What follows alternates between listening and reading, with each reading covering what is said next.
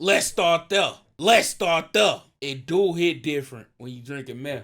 I mean, before that little rumor get the rolling that I started on myself, whatever. Dude in the comments said energy drinks got meth in it, and I just took it in on some petty. Let's start there. You over whooping, bro. Do I sound like the nigga? It's cool. Anyway, original link to this be down in the description. Without further ado, let's go and get into it. Yeah, J Mane from 63rd. They do hit different. J Mane from 63rd. And I stand on that 63rd shit. They do hit different. My cousin from O Block don't want to claim his cousin. Why, Sean? Do your homework on him. Want to claim me because I'm from 63rd. That nigga want my cousin. He just was one of the little shorties in the building. Do I hate people? I only hate the old block. He say, put that 63rd shit in their face. I want you to put that shit on your forehead. So when you put 63rd and OTF together, it hit different, bro. We bringing the peace right now, bro. That's what we doing, bro. Hey, yo, squad, what's the drill? Back with another video, man. Chicago has more characters than a crossover of X-Men and the Avengers, but there's one savage that's more elusive than a good gift for dads on Father's Day. The man that has been rumored to be at the beginning of the drill movement and had many battles with the oppiest of the ops. When it comes to disrespect, he's up there with ducking them. I'm talking about FYB J Mane, Mr. It Hit Different. He seems to be everywhere, anywhere online, and knows every story in the crazy. So I'm gonna speak on this. Let me speak on this, bro. You know, I as a rapper, J Mane, I never really, cause to my eyes, like the nigga came out the woodwork. You feel me? I was thinking the nigga got released out of jail. No, he just started rapping.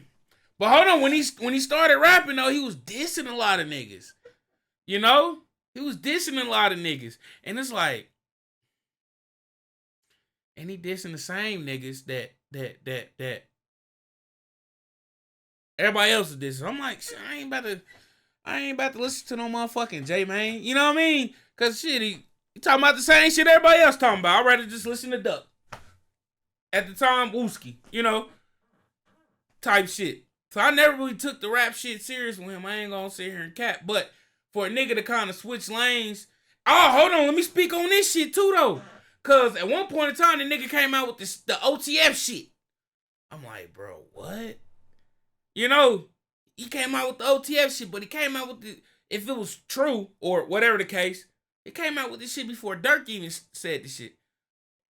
No disrespect to J Mane. If you want to say some OTF shit, you gotta hear that shit from Dirk. Then we can start hearing that shit from you. That shit was just like too gimmicky in a sense. Now he kind of created a lane with the it hit different and you over whooping and all the shit he got going right now. You know, he transformed that shit into some good shit now. But it's like at first it's like, I don't know, bro. Streets, but who is he? Where did he come from? Was he terrorizing the ops or was the ops terrorizing him? This is the story of FYB J Mane. We about to do our homework. So without further ado, let's skip the play and get down to business.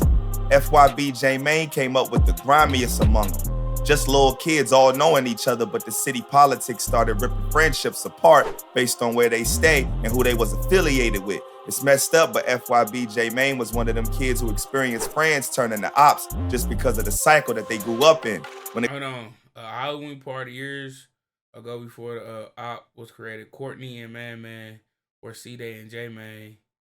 If you're not from my city, you will never understand it, because even when we from my city, we still don't. We just accept this light shit for what it is, cause never. Why do you capitalize the? I don't know. Never had a choice growing up in Chicago, cause it's killed or be whatever.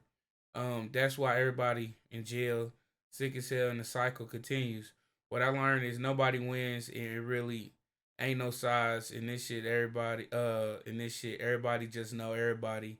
We all living to die, so enjoy the life while we still can.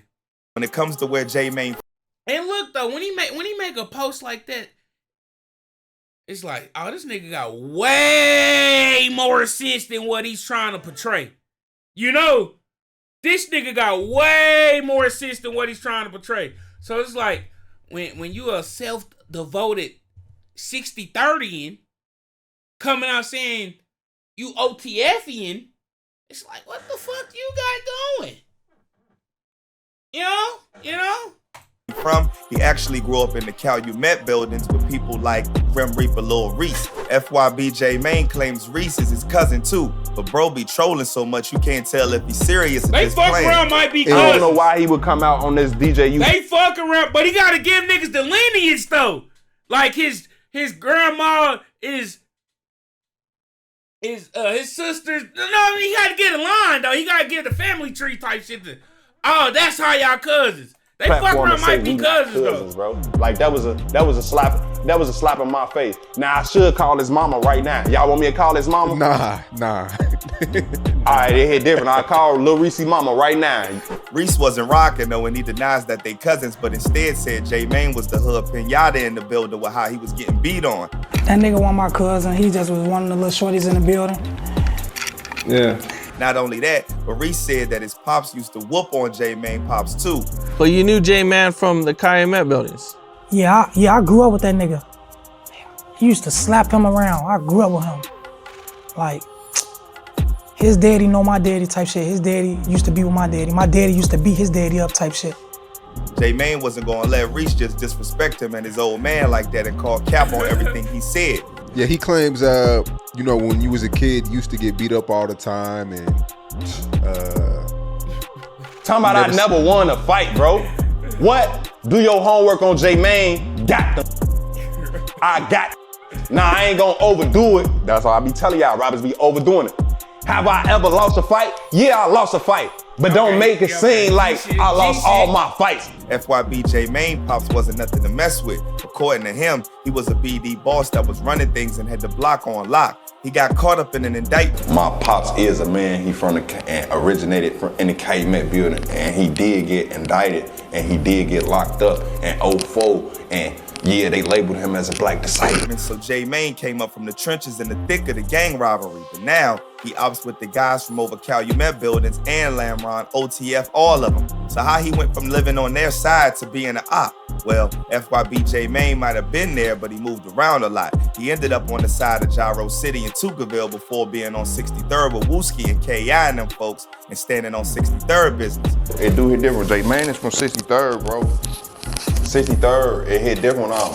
Originally, bro, when you do your homework on FYB J Mane, I was born and raised. That dude hit different when you raised in a Calumet building, but you grew up in Gyro City, Tuckerville. It do hit different when you grew up and was raised like this and like that. It do hit different. That's why he says Reese ain't trying to claim him as his cousin because he's from 63rd. From Calumet to 63rd, J Mane been in the field. From his perspective, he been jumped off the porch since the jit because he was always around the savages, even seeing dudes get wet up. So tell us around what age that you jump off the porch and start, hanging out in the streets yourself? Shit. I guess all my life, shit. You know, when you from the Calumet building, folks, shit, that is the street shit. Over time, he got tight with some of the biggest old block ops like 05. Let me just see what the Calumet building looks like. Calumet building. Calumet building in Chicago.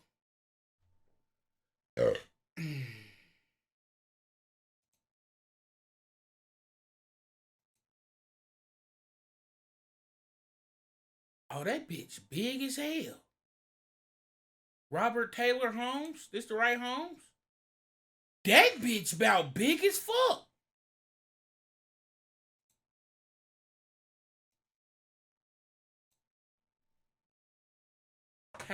See, this part of the research nobody tells y'all about. Hold on.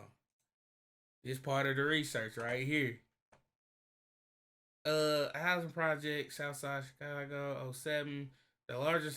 The largest housing projects in the United States. It's consisted of 28 fucking stories. How many people it housed, bro? 4,000 families, bro. Oh no.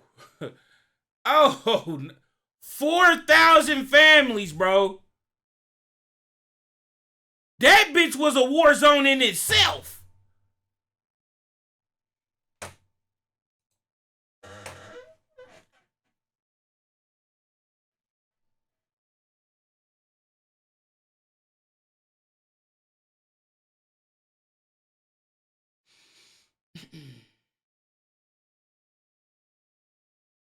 Turf war.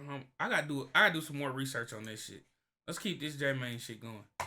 5-1 Melly and FBG Duck. Somewhere along the line when he was cool with Reese and Chief Keef and all them folks, they had a falling out and it turned into smoke ever since. I'm from the projects. I'm from the Calumet building. I'm from 63rd. The Trey is merch. It hit different. It's merch. I ran around with Doug Num. It's merch. At one point in my life, it's merch. I'm in the same room, nigga. I'm smoking blunts with Lil Reese, Fredo. It hit different. You see what I'm saying? But we had our differences when we had our differences, though. That's why I say a nigga don't be knowing the background of this shit. But niggas really from Chicago, niggas know the background history of what's really going on Bro Greg. It's merch. He especially was on Keef Top dropping the Chief Keef diss as his first music video, and it had both K.I. and 051 Melly in that jump. Kyra, what's crazy, you just mentioned Kyra, K.I. and Melly. K.I., do your homework on my first music video. FYB J Mane, Chief Keef diss. K.I. and Melly in the video. Bro was dissing everybody, all of the ops, but got mad disrespectful, even dissing Keef moms. I don't know what it is, but J Mane said something happened between the guys and things went sideways, and it's been up ever since. You mentioned Keef for O-Block and them, and bro ain't with it. Now, if you go back, because I went back and I was watching your videos, you've been coming at Chief Keef for like 10 years now. Yeah, on his ass, on for them grade, because I'm like... Bro even named them OBLOCKIANS and says he gonna forever hate them because they ain't gonna never change their ways. Do I hate people? I only hate the OBLOCKIANS, bro. Why? It was like Why hundreds and hundreds of people that live there, right? Come on, bro. Do your homework, bro. I can't even bust that shit down, bro. We'll be here all night.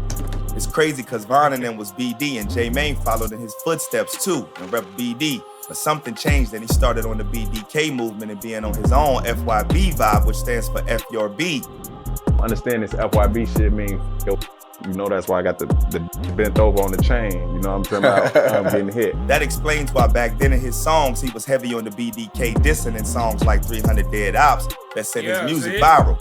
Bro was coming for every op in that track, and it's one of the songs that stamped him as one of them that don't hold no punches when it comes to disrespecting the ops. Everybody was a target. Mane, as a youngin', was on some wild vibes. Seemed like he didn't care who he dissed when he was dissing. Him and Von had a rivalry that he said really ramped up when Von dropped that crazy story joint where he dropped the viral line, B, I'm from 64th, now from 63rd. J Mane wasn't feeling how he had the world dog at 63rd and taking shots at 63rd every chance he got. So that's why even after Von passed, rest his soul, J Mane dropped the King Von diss remix and Take It to the O and had an imitation Von in the video. Von used to send shots at J Mane top while he was still around too. So J Dang, you can't be going around just killing everybody. They people ain't even got no money to bury him. That's crazy. Just gonna be stressing their mama and grandma out.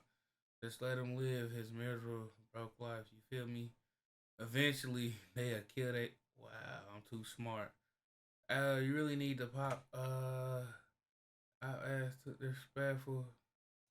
J Mane felt like he gonna talk his talk because he was disrespecting 63rd. You also been trolling and dissing King Von for a long time. Kind of like Chief Keef. You even have a video with a fake King Von in it. Like, what? It just seemed a little personal. Was it him dissing 63rd or is there something? That's what I was about to get at. It was him trying to overclap 63rd and really, he making all this music, saying this and saying that. All right, we gonna clap back at the same time on for them grade. In that same song, you can hear him going at Chief Keef Cuzzo Fredo Santana. Even in his song Death of 150, he said he gonna dig up Fredo grave just to record it on his live.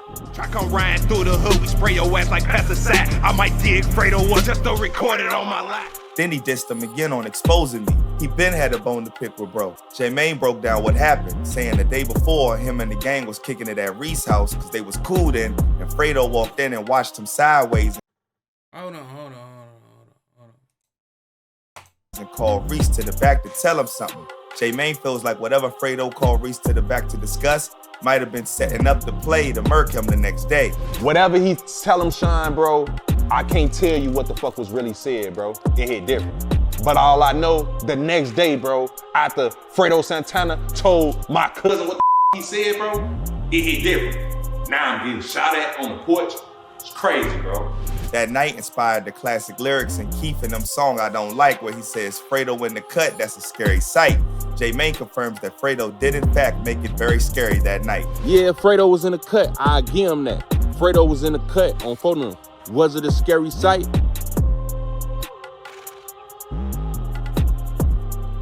It was a scary sight that night, bro.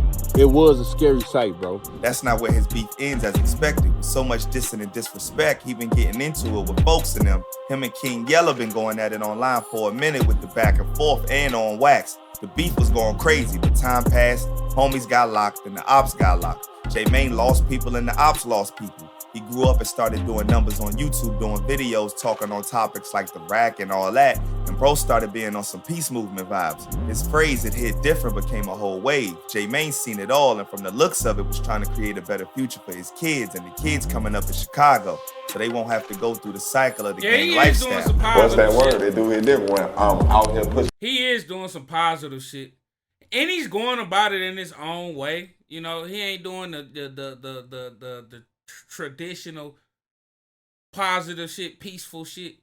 You know, like shit he's still doing, kind of still cause a stir, in a sense. Like the picture he did in front of the Moral, Vine Moral. Shit, them niggas ain't like that shit. A few of them actually spoke out on that shit too. He's saving these kids and you trying to go against it. He even apologized to the mothers and families of slain ops that he dissed, and he really started trying to do better and be better. It was all looking good, but J Mane gonna be J Mane, even if he trying to do something positive. He a comedian for real.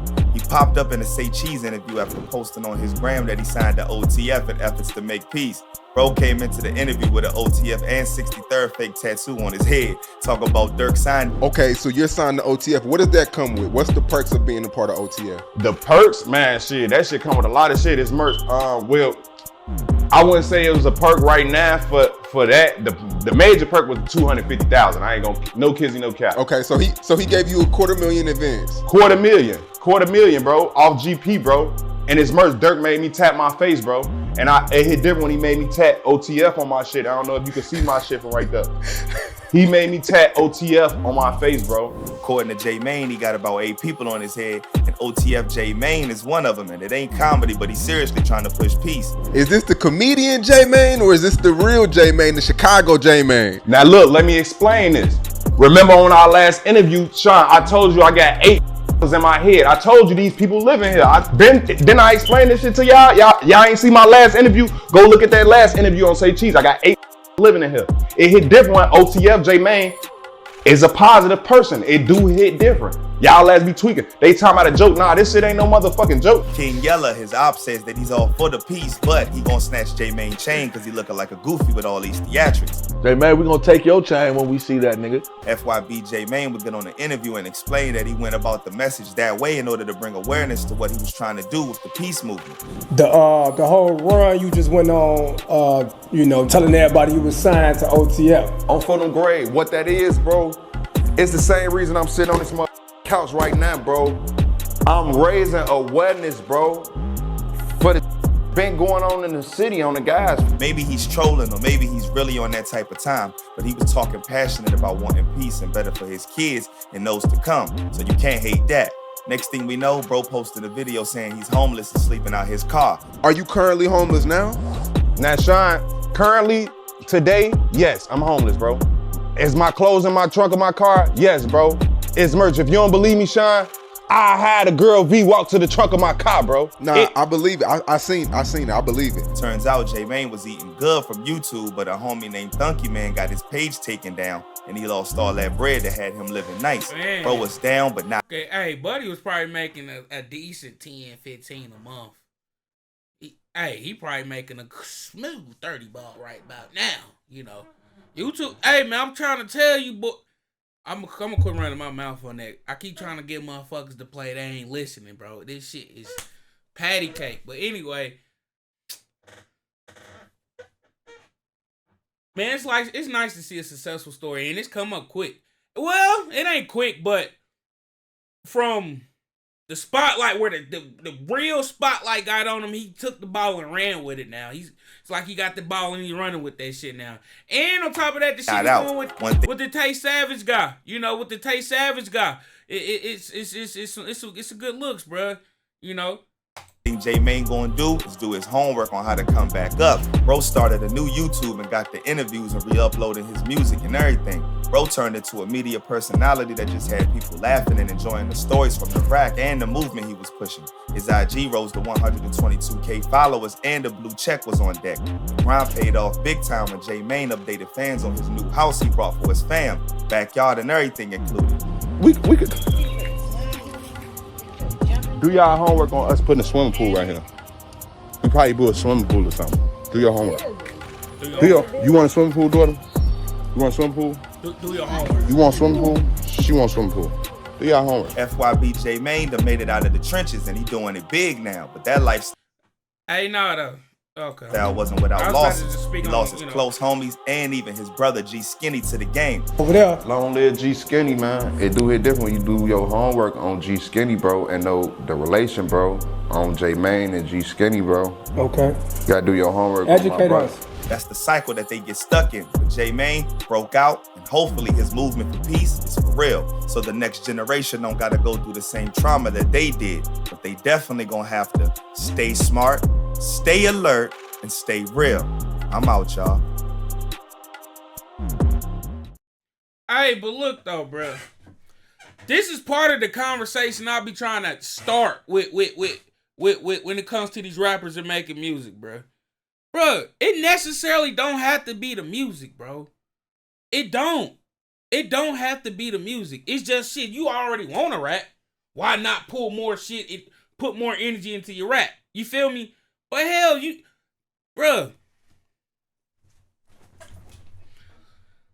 The average street guy, well, the hardcore street guy, he's not an internet guy.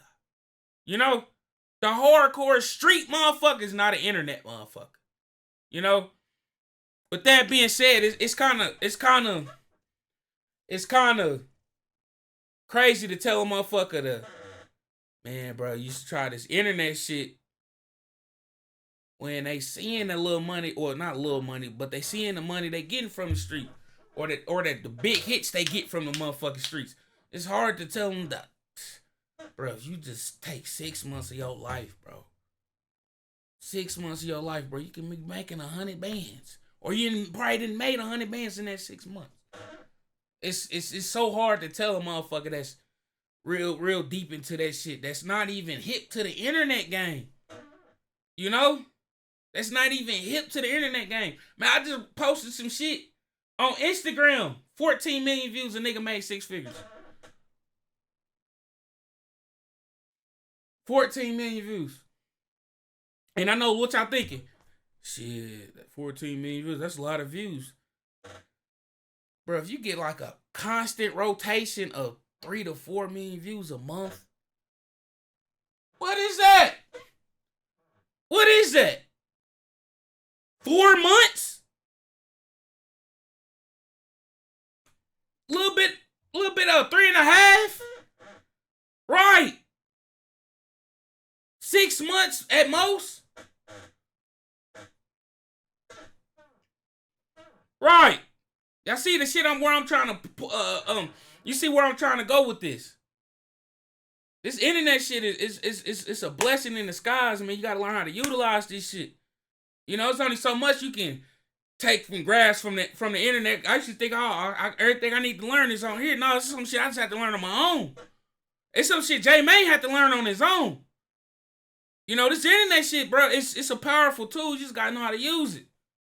You know?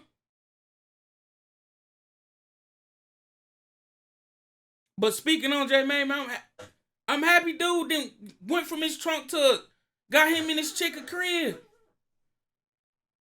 Who don't love a good success story? I'm assuming the crib not in Chicago. I'm assuming the shit is where he feel him and his kids and chick safe.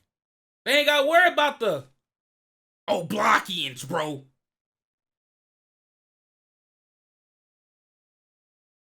Right?